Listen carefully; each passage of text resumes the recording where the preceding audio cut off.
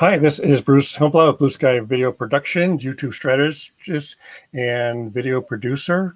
And today we've got a great guest. If you're on LinkedIn and you don't know why you're on LinkedIn, this is a person to tell you how to leverage the power of LinkedIn because she is fantastic. So let's get into the show.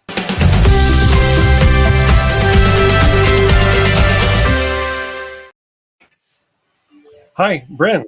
Hey, Bruce, how are you? Good. It's been a while since we've talked together. It's I think first time I met you was actually through Jeffrey Gittimer and Kellen Coffee Talk, and I think I won the prize to have a half-hour sit-down with you. That's right. That was a lot of fun. Yep, and that might have been from George Henderson. It was from yep, and George was working with you at the time. Actually, I think George is still working with you. Yes, that's great. And so I learned so much about that, and I figured, if I can get so much out of it, and I've been on LinkedIn almost from the beginning, all my viewers here can get even more out of it.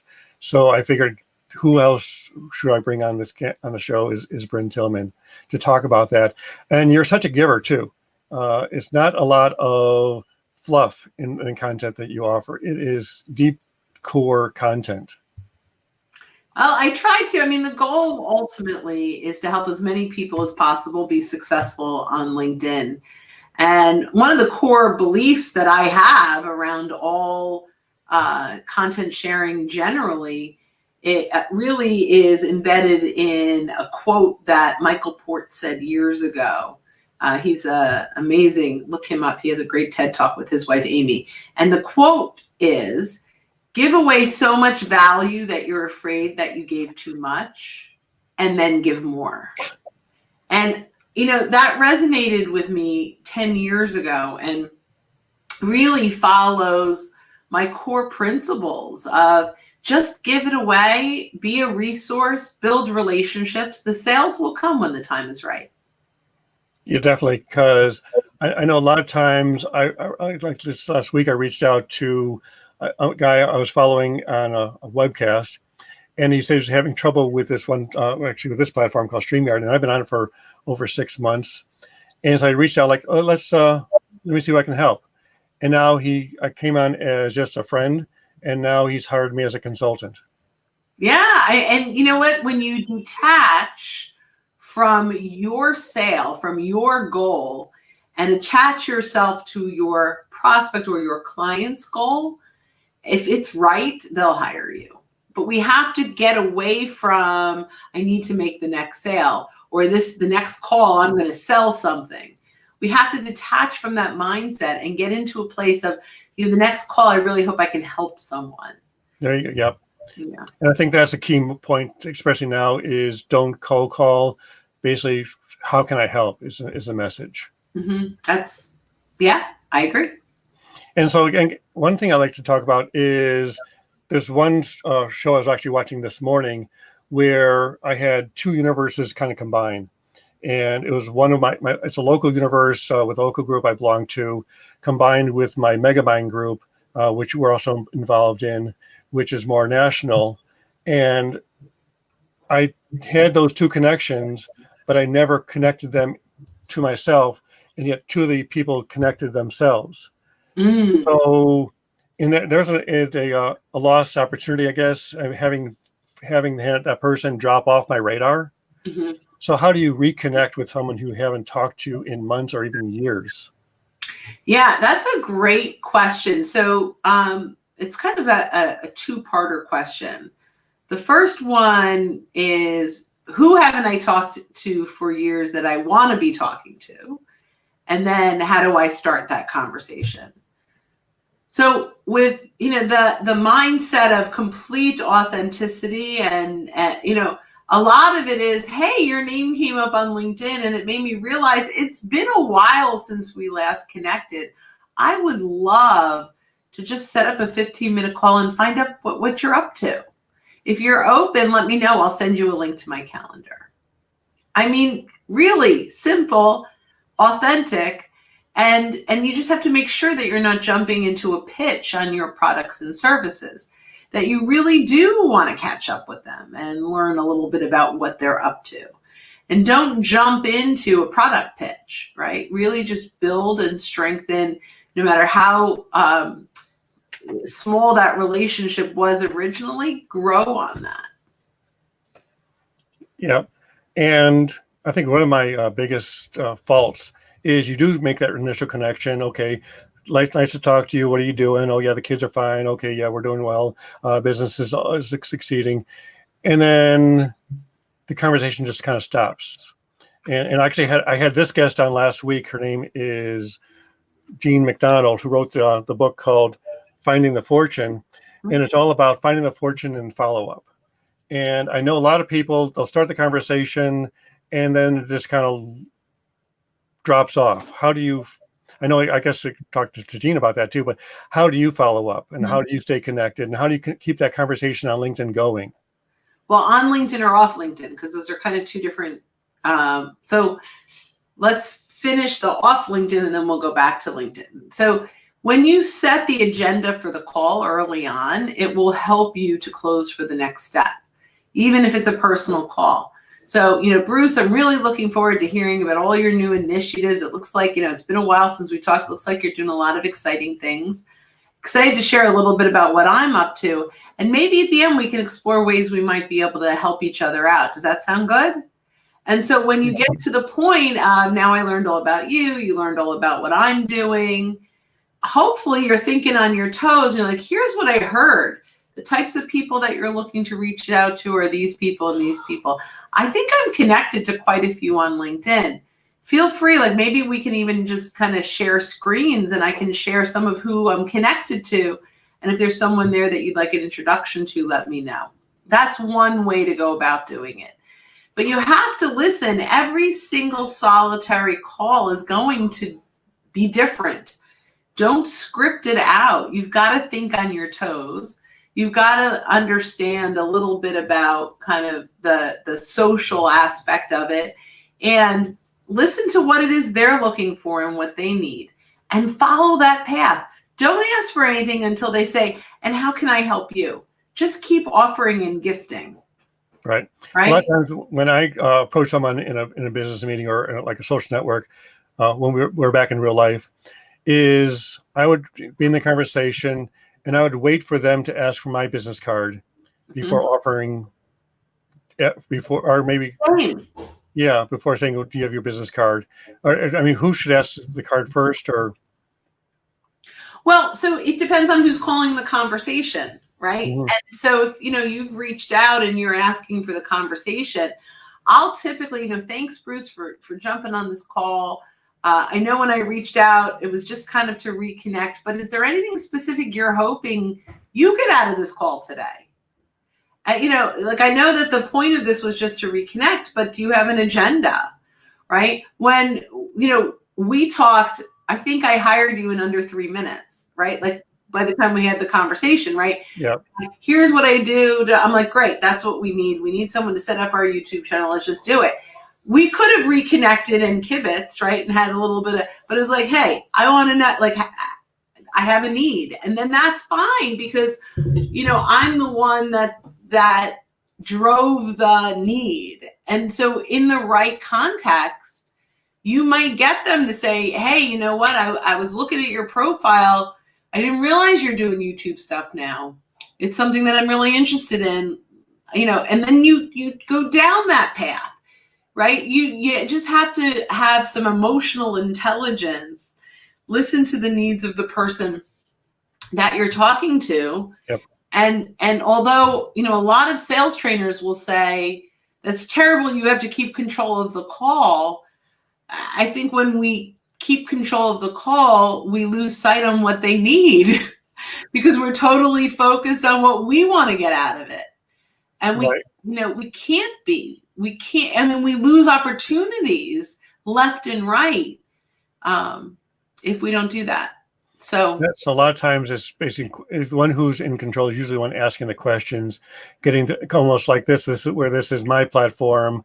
And I'm asking you the questions and you're not asking the questions back to me. So I don't have to be responsible to the questions you're asking. So I've got control in theory. in Well, theory.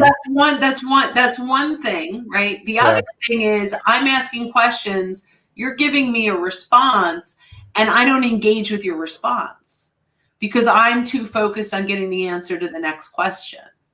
Yeah. And a lot of times that people do that is they don't listen to the answer because they're distracted by other thoughts or by that next question. I can't tell you how many salespeople only focus on, I've got to get these 5 discovery questions in and get the answers to this, when actually you don't. I mean, maybe eventually you need to learn those things, but what you need to do is earn the right to get a next call. And the only way you can earn the right to get the next call is to be a resource and be of value. And so by the end of that 15-minute call, they're like, dang, that was a great use of my time. I really got a lot from that conversation, right? And that, so the goal of each call really is not to close on the sale, but to learn about that person and then continue to add value that gets them interested, and it moves closer and closer to your solution. And I think the key point in that is 15 minutes, not an hour, not 2 hours. Right. Right. Absolutely. And so how do you, I guess moving on to another question, or I think we're still on this question, is how do you nurture those when you reach out to people, how do you stay reconnected? How do you get that second call besides just asking, okay, that was good, let's schedule something for next week? And how do you schedule that? So are we still talking about on the phone call? Well, again, this conversation is more on LinkedIn sales and marketing. I know. So we've totally not talked about that at all. We've kind of talked about what happens once we get a call from LinkedIn. Right. And so how do you sell without selling, and how do you market without marketing? I guess you actually brought this up a number of times, is be a resource. And your profile should reflect that. And I know you've said this hundreds of times, is your LinkedIn profile should not be a resume. It should be a resource. Absolutely. And if you're in business development, now, if you're in job seeking mode, you kind of stick your fingers in yours and don't listen to this, because the bots are looking for things that I don't teach when it comes to recruiting and job seeking. But if you're in a business development role, it is essential that your LinkedIn profile helps you to earn the right to get that call, right? That's the goal. We want more sales conversations, period. If we're not having more sales conversations, then we're probably spinning our wheels and taking up a lot of time that we could be using more productively. However, when we do use LinkedIn just the right way, we have, our calendar is booked with conversations with the right people. Yep. So what does that look like? There's really kind of 4 approaches. So the first one, and by the way, all of them are outbound. Like we talk about, marketing, there's inbound stuff. Right. There's inbound triggers, but you don't get a call inbound. It takes a long time to build the reputation to get inbound stuff. But you can get inbound triggers. So we'll talk about, 4 or 5, maybe 5, I don't know. There's a whole bunch of things that we need to do. The very first thing when we talk about content is we need to be sharing content that attracts, teaches, and engages our targeted buyers. Because if we don't do that, we are never going to have the opportunity to engage with the right people. Content needs to do 5 things. Number 1, it needs to create curiosity. Actually, I'm going to make that number 2. Number 1, it needs to resonate with your buyer. They need to know that this content is for me. Number 2, it needs to create curiosity. They need to want to keep reading. Number 3, we need to teach them something new. If this is same old, they don't care, right? So there has to be a moment, an aha moment. And that aha moment goes to number 4, which is I have to now start thinking differently about my current situation, right? So I talked to Bruce. I have a ton of videos. I don't have a YouTube channel. I need to start thinking I need a YouTube channel, right? Like it's ridiculous that I don't have one, right? So I'm thinking differently about my current situation, which was no YouTube channel, and now there is a YouTube channel. So, so how do you do that? And then it has to lead to your solution. So if Bruce got me thinking, oh my gosh, I have no Twitter presence, I would have had an aha moment. I would have thought differently. I would have created curiosity, but that would not have led to his solution, right? So we have to make sure, I'm just going to do this, right? Resonate with the buyer, create curiosity, teach them something new, get them thinking differently about their current situation, and it needs to lead to your solution. If you can do that, right? If you can do that, you can absolutely use content for lead generation, for opportunities. So would you say that's your basic call to action?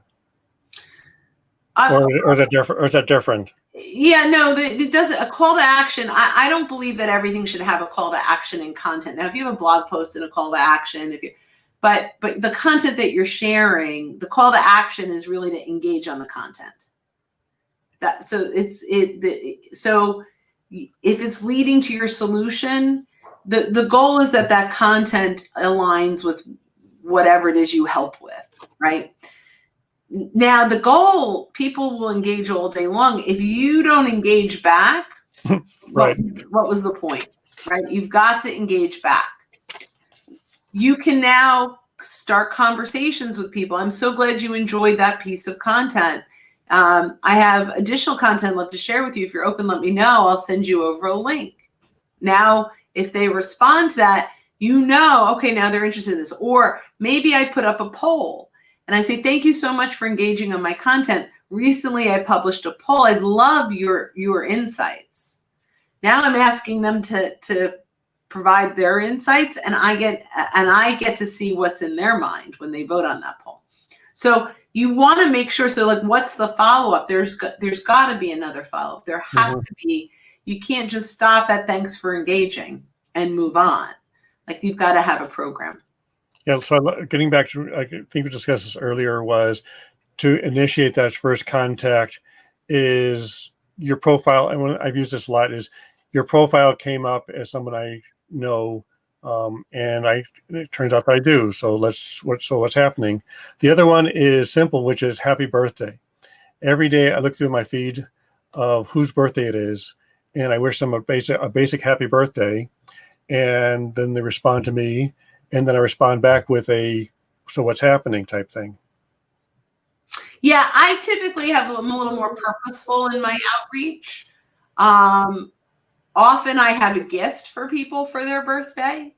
Okay. So I may have a video or a piece of content that brings value. So Bruce, happy birthday.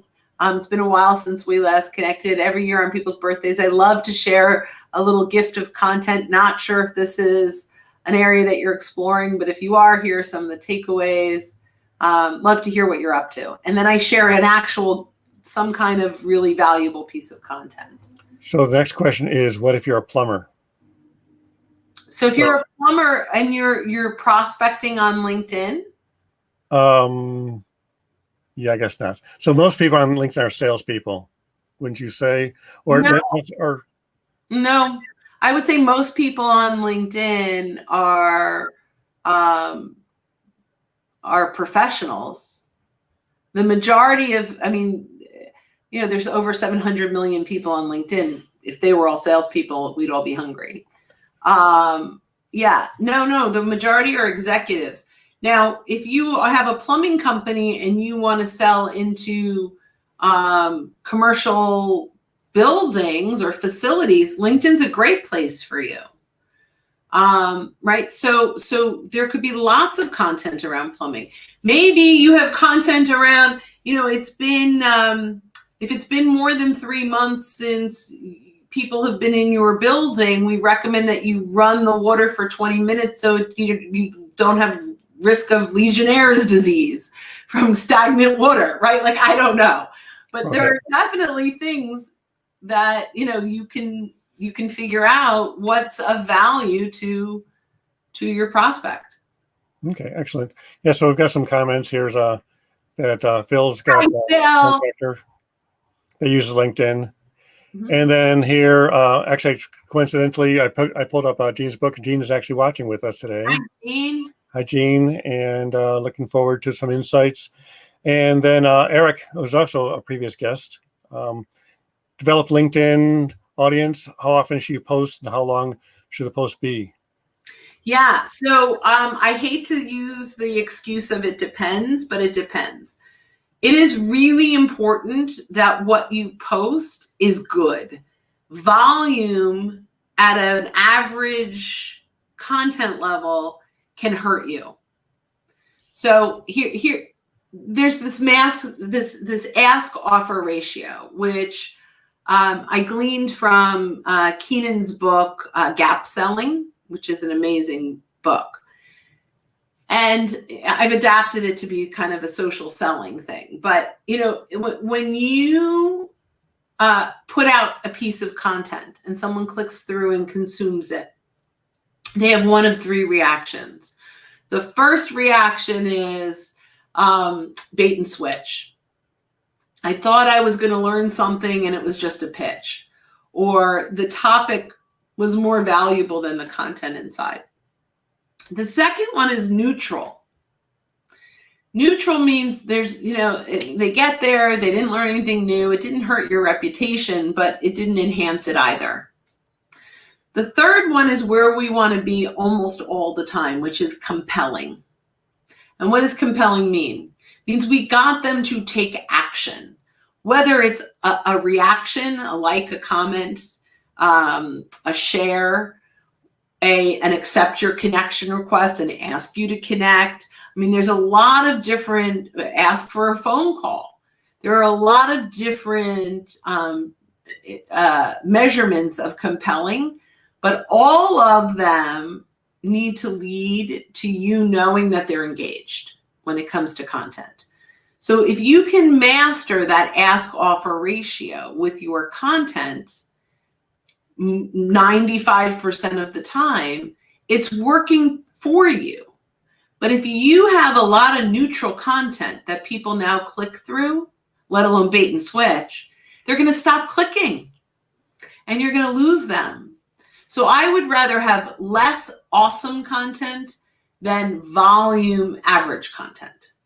And a lot of my colleagues might completely disagree with me, but that's my, kind of where I come from. If your thing is, well, I want to stay top of mind in front of people, great. And engage with other people's content. Put in your own comments around other people's. So find out who's attracting your ideal client. That's got a lot find your magnets, right? There are magnets out there. If you're a plumber and you want to attract commercial facilities people, go find out who in the industry is attracting commercial facilities people, and engage with them on their content, and engage with all the content, with all the people that are commenting.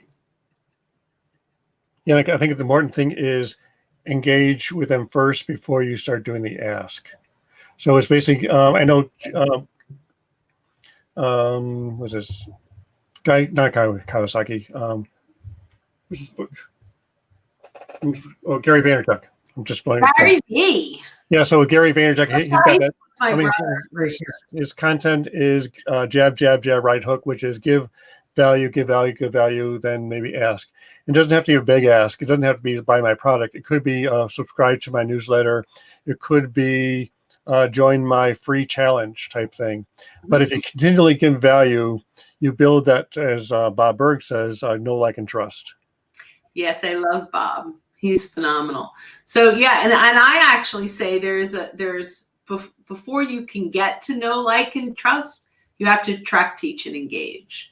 So I think it's a precursor to know, like, and trust. In this, particularly this remote working environment, if we do not attract people to us, teach them something new, and get them to engage, compelling, anything from a like to a connection request, they don't get to know us, right? Like, getting to know someone is very different today than it was 7-8 months ago. Yep. And so one thing we haven't really talked about is some of the new features in LinkedIn. Mhm. And one of the things that you're a big proponent of is polls. Mhm. And can you tell us a little more about the polling? Well, so there's like gold in them their polls. That's all I'm gonna start to say with that.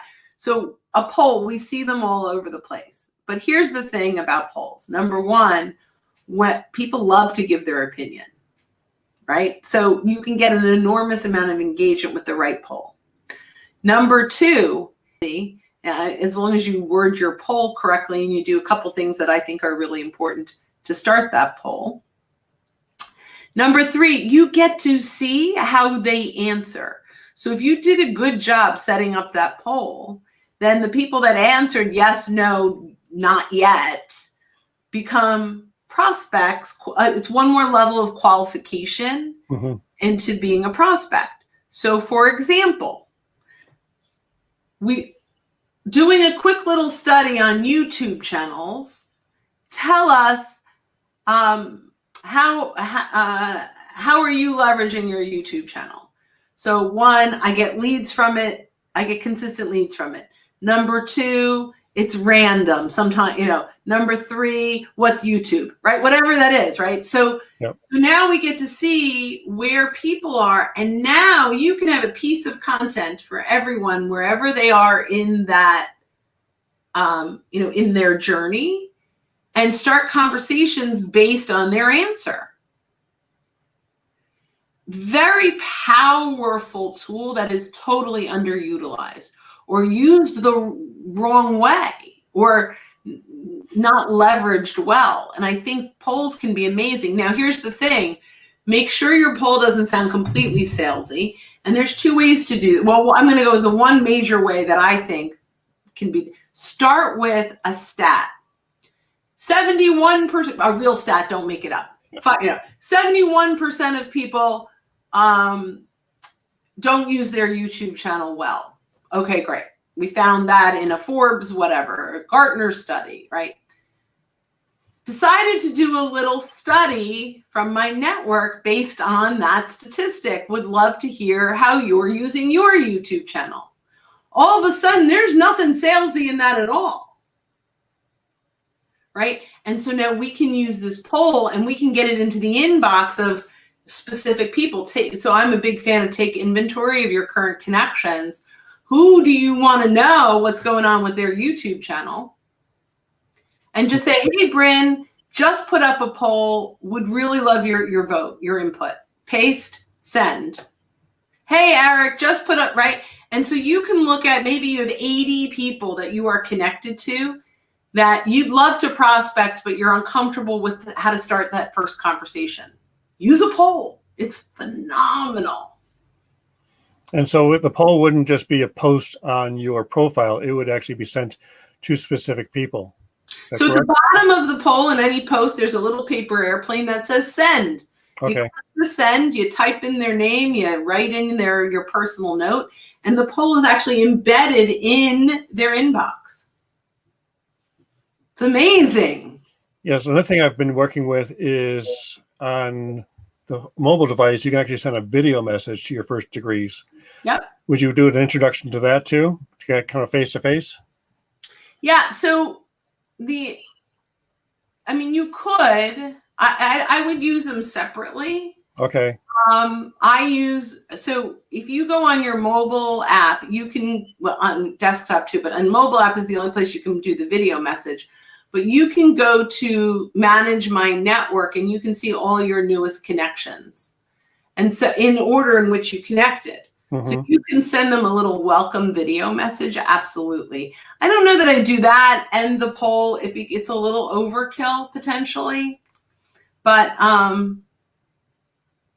because I did see one statistic that says, especially with these LinkedIn Live, because it's relatively new to LinkedIn, that you're getting 53 times more engagement with a live video than you would with a single post.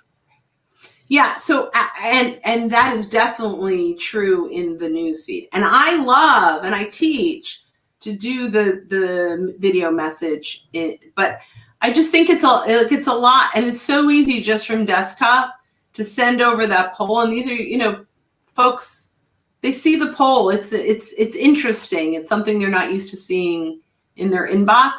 And I do love the messaging. Maybe when they vote, now you can send them a quick little message thanking them for the vote, right? And whatever the next step is. Because I always feel that if you can stand out from your competition, being unique without being salesy. And I think I was actually watching one of your recent videos on your YouTube channel about connecting with people without being salesy. Yeah, I have a YouTube channel, Bruce. Thank you. Actually, I was just about to pull up your profile to run through that, but it looks like we're kind of running out of time. But I would definitely pull up your YouTube channel. Yeah. Next, you've got a couple. You got your personal channel, but then you also got the business channel. I only care about the one you set up. Okay, so that would be this one, which is this social sales link channel. Mm-hmm. And you've got original content across the top. And we discussed how boring those thumbnails are. So we're going to work on getting those more exciting thumbnails. But also what's great about this channel is that you're appearing on multiple channels across different platforms on different days of the week. So we've actually curated your appearances on different programs, and you offer different content to different interviewers. I know there's sometimes when you do a movie junket and you're talking to 10 different TV stations and about the same movie, you're pretty much giving the same content over and over again. I think with you, you're giving great value, and it's different each time. So again, you're on this one show, which is Coffee Talk, Kellen's Coffee Talk, which yeah, I'm going to be on that again tomorrow. Oh wait, no, it's different. Yeah, tomorrow you're going to be on the spinoff, which is called Candidly Speaking with Shell and Kel. Yay! And so here's Kel. Here's the half of the Shell and Kel. And so we got some other hellos here. But getting back to, let's say, hi Phil and hi Phil. Great. So caught up with comments. So again, yeah. So the content on your YouTube channel is both original content and curated content. Mm-hmm. And so it's really valuable to anybody in business, is because YouTube likes original content, but as opposed to, I mean, especially if you're on different networks, why have your audience try to look for you across the entire webosphere of you, or the YouTubeist, new word. Okay. And then you've got your presentations, which are actually some of your. Oh, there's mine with Jeffrey. I love working with him. Well, yeah, actually, I almost forgot about that. Thanks for reminding me. We totally didn't even show that. So here is one of the great sayings is, if you say it is bragging, but if someone else says it, it's a testimonial. So here's a great testimonial from Jeffrey Gittimer. Bruce, amazing Bryn Gordon Tillman is my guest today. Cool. You know what? Bryn is brilliant. Brilliant Bryn Tillman is how she should go by. Oh my gosh. From the great Jeffrey Gittimer. How lucky am I? Man, that rocks. Yeah. So there's so much you can do. Integrate your platforms, because there is no just one platform. You can't just live on LinkedIn only. Correct. You need to cross-pollinate. Which I found really interesting is that even Facebook has a YouTube channel. Really? Oh, I love that. That's a piece of content for you to put now on LinkedIn. Create an image that says even Facebook has a YouTube channel. Do you? Yep. Yeah. That's a good idea. Yeah. So this show's full of ideas. And how's the best way to reach out to you and find you on the internet? Well, so I'm still the only Bryn Tillman on LinkedIn. That's awesome. And number two, we have, if you liked this, there's a ton more in our LinkedInlibrary.com. Totally free membership. You also have access to our members only webinars when we have some amazing people coming on that are, business development experts and social selling experts and so forth. So LinkedInlibrary.com is where you could get the majority of our great content. Okay. Actually, I think I just posted that to the chat. Meant to post it as a banner. So it's linked, LINKED. Library.com. Yeah. That eighth grade typing skills are coming in handy. Oh, no, that's not it. LinkedIn library. Missing the in. So it's just linked. We want LinkedIn. Oops. LinkedIn library. Yep. Perfect. So thanks for having me, Bruce. Nope. Not yet. We're getting there. Actually, I'm in Lake Bluff, Illinois, so that LB just kind of comes into your brain. Yeah. And I think, yeah, because the N and the B are right next to each other, so that could have been it too. LinkedInlibrary.com. Yes. Third time's the charm. Fabulous. Great. Thank you. You've been fantastic. You've been fantastic. Thank you. And if you want more from Bryn, she is on Candidly Speaking with Shell and Cal on Wednesday at 7 p.m. Eastern, 6 p.m. Central, and we'll put the link in the show notes and even probably put up a link to the show there. So I end every show with this little banner here for those on YouTube, where I can actually put in links and cover up Bryn for just a second here. And thank you very much.